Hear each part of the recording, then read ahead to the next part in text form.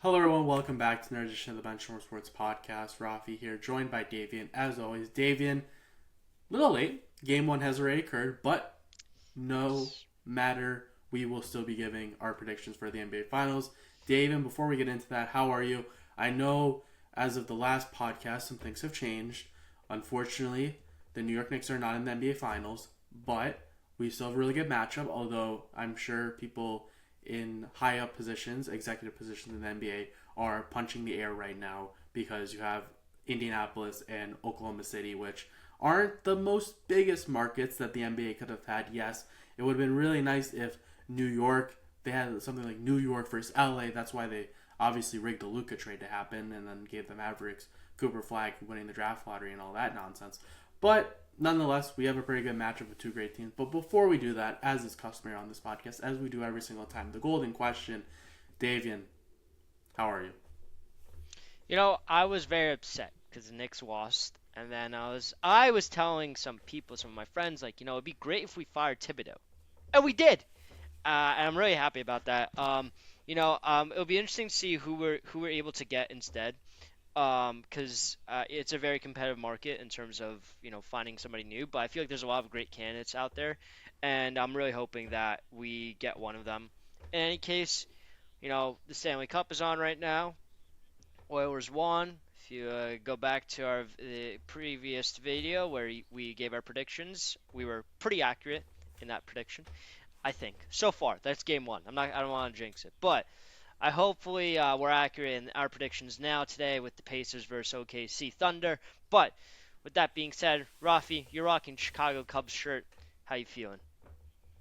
I got my basketball shirt on. I'm ready to talk basketball. No, I'm kidding. For anyone who's about to shut off this podcast, I do know that this is a baseball team. I do know enough Hey, about they're doing basketball. good too. It's really funny that you mentioned the Tom Thibodeau firing too, because as someone who does not follow the NBA very religiously, I do follow NBA Centel because that's hilarious Yeah, stuff, and I love that Twitter yeah. account, NBA Centel. That Twitter And they account is something posted else. Yeah.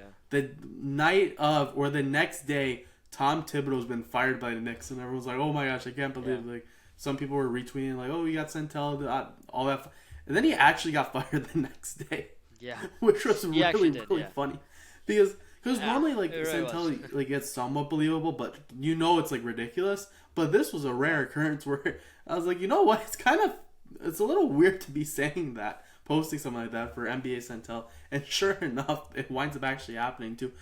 Before we get into this finals matchup, which we'll have plenty of time to talk about, David, were you shocked by this at all about this firing? I know, for example, Pete DeBoer got fired from the Yes. Stars in the conference finals. That people kind of saw with just how things ended, the Right. post game press conference, throwing Ottinger Yeah. under the bus.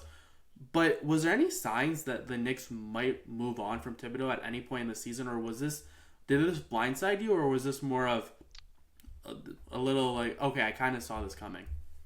I didn't see it coming. I thought it made sense. I wanted it to happen. That's one thing. I wanted it to happen because I truly believed that the we're that Thibodeau's a good coach and he sets up a good culture, but he's not a good coach in terms of modern day playing style. And the fact that I don't think he used Brunson correctly. I don't think he used Towns correctly. uh, when you looked at how the Knicks performed against some of the top teams in the league this past year, we did very poorly. We just beat all the teams that we were mediocre. We beat them, which is good, and that's why we were the third seed. But when it comes to a team like the Pacers, when you're just only then starting to play a rotation of players, the issue becomes that you can't just be putting in Precious Achua when you didn't play him at all. And what I don't understand is that when there was garbage time minutes available for these players to, try out, see how the rotation goes, he didn't play them.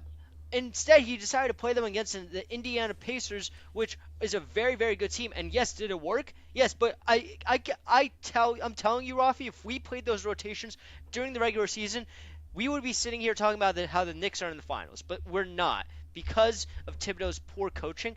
And so for me personally, I want it to happen, but no, there's no way a Knicks fan after the Eastern Conference Final saw this potentially happening in any given fashion. Absolutely not. And Yeah, you're saying that, and absolutely. It was anybody who's saying that they did, that they're delusional. There's no way. Yeah, 100%. It definitely at least threw me off. And again, I don't cover enough basketball, but it is also apparent to just from his time with the Bulls, then with his time with the Timberwolves, he had a decent amount of success with the Bulls, but those Bulls teams he was never able to get over the hump. And it kind of felt like here too, the Knicks probably just didn't see Thibodeau as the guy who was going to take them over the top.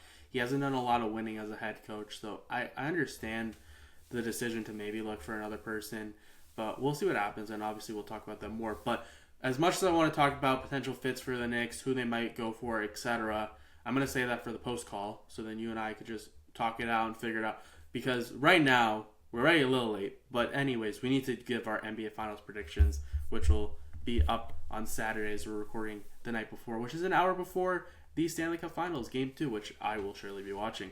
So, Davian, I'll hand it over to you first because you certainly know a lot more about basketball than I do this overall season. You've been much more in touch than I have. I've watched collectively probably maybe 30 seconds of basketball this entire year, but I know how to read, and I've been keeping up with NBA Centel and watching some NBA YouTubers over the past year. So I do know a little bit of ball. But Davian, I'll hand it over to you first. Overall thoughts so far on the Thunder, Pacers, and then kind of what we might see out of this matchup. Yeah, I mean, what I'll say is that what happened with the Pacers reminds me of what happened to the Knicks in Game 1 of their series, where the Knicks kind of they weren't playing to win at the end of this end of the game. They were just playing to just kind of stay above, have more points than the other team. Which is, yes, it's the point of basketball, but that's not how you're supposed to really play the game. And so I think that I don't think that I think this game was a fluke. I think that OKC wins out the next four. I'm gonna be straight up. I'm gonna be honest because this OKC team is so deep in depth on their bench and how well they play, the chemistry they have on this team, how they don't just run through SGA. They run through so many different rotations and pieces versus I feel like if you're the Pacers and you shut down Siakam and you slow down Halliburton, I think that that's how you end up winning. And I think that OKC is going to be able to do that tomorrow, like tonight when, this podcast, if you're watching tonight, the game 2, I think that's where you're going to see. That's my honest take, and we could go more into the details, but I just want to get off initially what I think. Rafi, to you?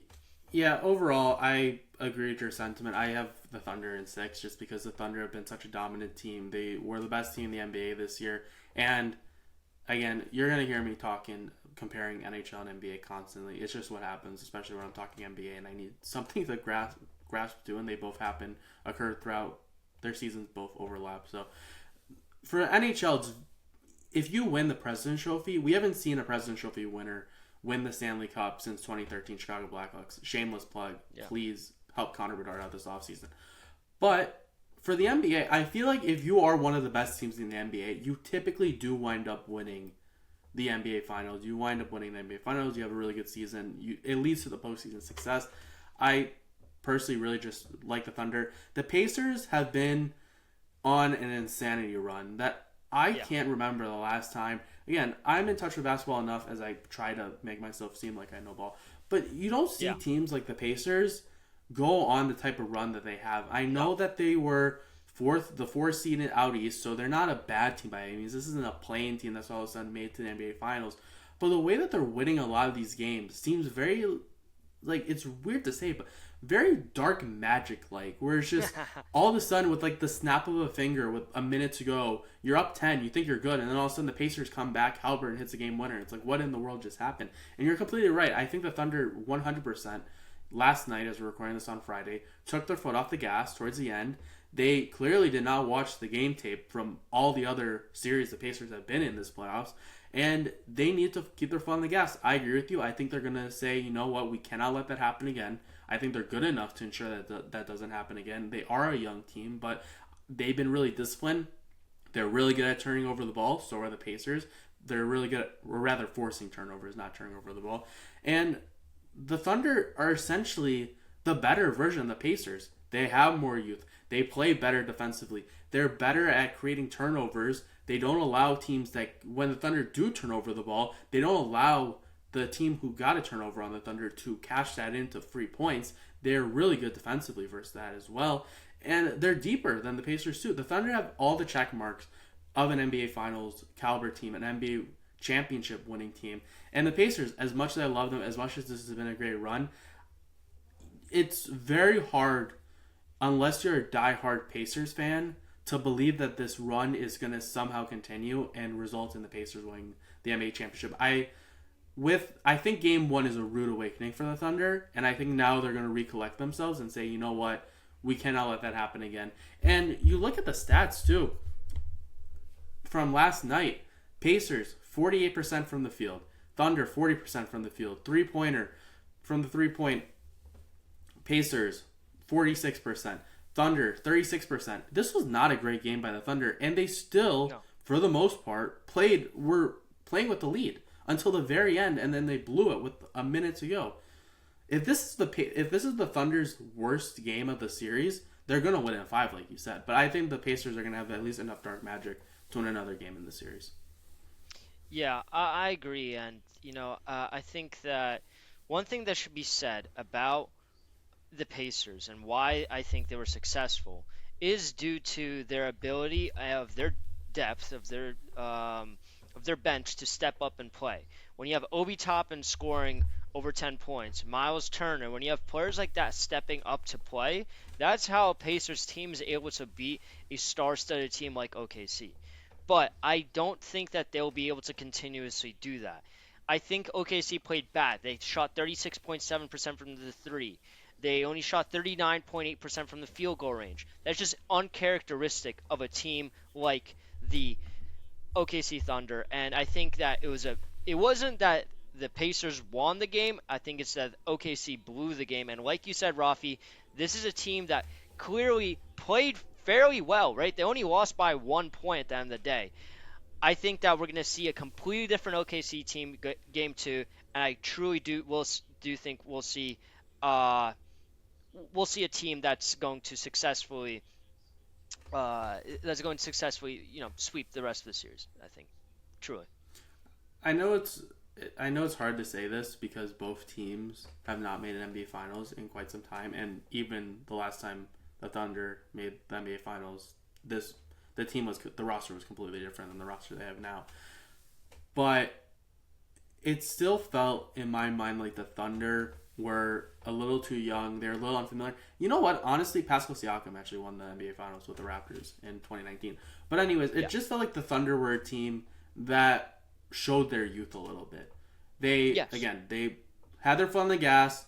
They were like, you know what? We got this. We can let up a little bit. It's a long series. It's going to be a tough battle. And then they got hosed in the last minute, and they wound up losing game 1. I think every young team kind of needs that type of thing to happen to them, whether it's losing a series, whether it's getting, I wouldn't say this is embarrassed, but still blowing a game to kind of, okay, now we know we're in the NBA Finals. We can't take this for granted. If we have a lead, we need to tighten up. We have to finish strong. It's a 48-minute game. You can't be playing 46 minutes of really good basketball, especially versus the Pacers. For some teams, the Thunder could let their foot off the gas, and they've honestly been doing that for the most part this season. When you look at a lot of their games, they did that versus the Timberwolves also in the playoffs. They didn't really have a team like the Pacers play against them where they were really threatened at any point. They really cruised quite calmly throughout the postseason. Yes, they had a couple of hiccups along the way, but overall, they didn't really face any adversity up until this game where, once again, they were like, okay, well, now we're in cruise control. We don't need to worry about anything. This is another win in our book. Good job, guys. And again, the Pacers, using their dark magic, Halliburton hits in our game winner, and now the Thunder are a little shook, but I think they will bounce back. Ralph, you talk about youth. Also, don't forget, Rick Carlisle would, if the Pacers win this championship, he's only going to be the 4th coach, I believe, of all time that's going to be able to win a championship with 2 different teams, right? So you're having a coach right now who's bringing championship level experience to this Pacers team, so that the lights don't seem too bright for an Indiana team. OKC's at home, SGA. They're such a young team. Sometimes the lights get to you, and maybe that's what, as you said, Rafi. Maybe that's what happens to them at the end of the fourth, and maybe this is exactly what they needed. The spark that got the Pacers to win yesterday was when they benched all their starters and they put in out the bench, and that was their spark. I think the spark for the OKC Thunder to win the entire series was this loss. So the Pacers might have won the battle, but they will lose this war. I just don't see how OKC might lose another game, but I don't see how they lose the entire series. I just don't. All right, so we've been repeating ourselves. I think we're both in agreement that the Thunder are likely going to win this series. We both agree. Yes, come on. There's no the question Thunder are about going to turn things around. Davian, in the hypothetical scenario, and I need an actual answer, not that the world is ending because the Pacers somehow have used all the dark magic in the world and now are new overlords, along with the Los Angeles Dodgers. If the Pacers win this series, what happens? Does someone on the Thunder, does SGA just play terribly? Do they just continue to let their foot off the gas? Are the lights too bright for the team? Young coach, I know too. What will lead the Pacers to win this championship? If we see in 2 weeks the Indiana Pacers have won the NBA championship, what went wrong for the Thunder, and more importantly, what went right for the Pacers for that to happen? I think what went right for the Pacers will be what will cause them to win this series, I think, is if they play well as a team and their bench steps up. If they show that they have more depth, if they can outscore the OKC bench, I think that's what's going to get them to win a lot more games. And if they're going to really be able to push their pedal on the gas at the end of each game, kind of like they did just this past game, I think that's what you're going to see the success of the Pacers come. But I think that won't be able to suffice if OKC plays up perfectly. I think on paper, OKC is clearly a better team. So what goes wrong for OKC for the Pacers to win? Their bench doesn't step up, and one of their key players, like SGA, like Lou Dort, like Hartenstein, like Williams, their center, have a bad game. And if each of them have at least one bad game, and that's, it's only a best of 7 series, right? So if each of them have one bad game, that's it. That's how the Pacers are going to be able to win this. Other than that, I don't see any other methodology except for some voodoo dark magic, as we kind of talked about before. 100%. And yeah, we'll see what happens. Obviously, once again, it's 7-game series. You lose game 1, still plenty of time to turn around. And for the Pacers, you win game 1, you take one away. You take an away win off the Thunder. So obviously now things are in the Pacers' favor now. So Davian, unless you have anything else to say, I think that might do it. Any final thoughts before we close the show out? No, except for that what we're seeing, and we're going to discuss this after the finals over, that what Indiana and OKC have put together is that you don't need to have a superstar team. You don't need to be a big market team to win a championship. And I think that is going to be a great sticking point. And you're going to see a lot of rebuilds happening now from many teams that are going to be operate very differently than what they have had in the past. And I think we're seeing a brand new age of the NBA arising. The dynasty, or not the dynasty, the super team era is 100% is over. Dead. I think it's over. Yeah, I completely agree. It really did die with the Brooklyn Nets a couple years ago with their failed big three, and now we're seeing that again. The depth, we're seeing the pendulum swing once again from having a big three to now having a really deep roster of a bunch of players who you can throw out there and still get productive minutes out of. So we'll see what happens going forward. I agree. Every league is a very copycat league, so if the Thunder do wind up winning the championship, don't be surprised if we see a team or two saying, you know what, we're going to collect all the picks from everyone this year. We're going to completely tear it down, and we're going to stock up on picks and rebuild. Because especially in the NBA, if you are a general manager who has some rope by ownership, you can turn things around pretty quickly. Again, we talked about this before with the Thunder. The Thunder rebuild was 3-4 years. Sam Presti collected all his picks, completely tore it down to the studs. But with how quickly NBA prospects go from the draft to playing minutes in the NBA, I think it's a big pro for a lot of teams that might have that a little bit of leash, a little bit of rope with ownership and given their permission, I guess, or divine right to tear everything down and rebuild it up real quick. I think the Thunder, if winning the championship, would be a big sign. And even the Pacers, too, as you mentioned, because the Pacers also were a team that had a couple rough years, but certainly hit the ball out of the park with a couple trades, especially the Halliburton trade, obviously. So we'll see what happens. But that'll do it for this edition of the Benchwarmer Sports Podcast. We hope you enjoyed this edition where we talked about the NBA Finals. Let us know in the comments who you think will win the NBA Finals. And as always, for Davian, for myself, have a good one, and we'll see what happens. See ya. Peace.